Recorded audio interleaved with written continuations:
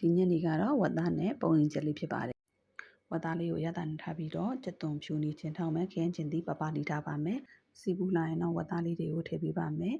အဲဒီနောက်မှာတော့ခင်းချင်းသီးကြက်သွန်ဖြူနေချင်းထောင်းထားတာလေးကိုထည့်မယ်ငပိစင်သားထည့်မယ်အယောင်တင်မှုန့်လေးကိုထည့်ပါမယ်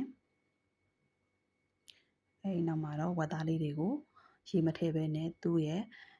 အရသာလေးနဲ့အရသာနဲ့ထားတဲ့အရည်လေးတွေနဲ့ခံသွားအောင်တည်ပေးပါတယ်ဝက်သားလေးတွေကိုရေလုံးရည်လေးတွေခမ်းတဲ့အခါကျလို့ရှိရင်တော့ရေနည်းငယ်ထည့်ပေးပါတယ်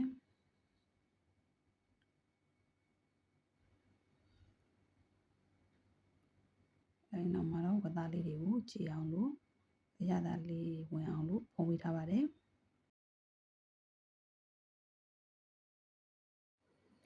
ဝက်သားလေးတွေရေခမ်းနေပြီဆိုလို့ရှိရင်တော့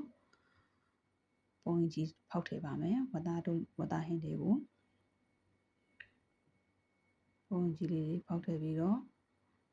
ပုံရင်ကြီးလေးကြည်အောင်လို့ဝက်သားနဲ့ကြည်ပြီးတော့ဝက်သားနဲ့အတူဝှေ့ပေးပါတယ်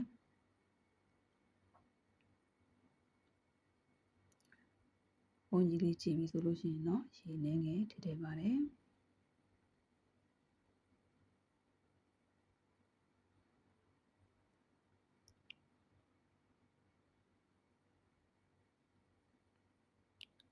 ပုံရင်ကြီးလေးလည်း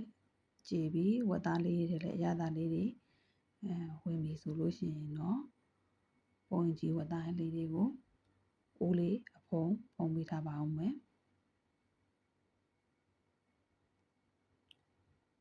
အဲဒီနောက်ရေနည်းငယ်ထည့်ထည့်ပါတယ်ရေနည်းငယ်ထည့်ပြီးတဲ့အခါမှာတော့အရသာရှိတော့ဝက်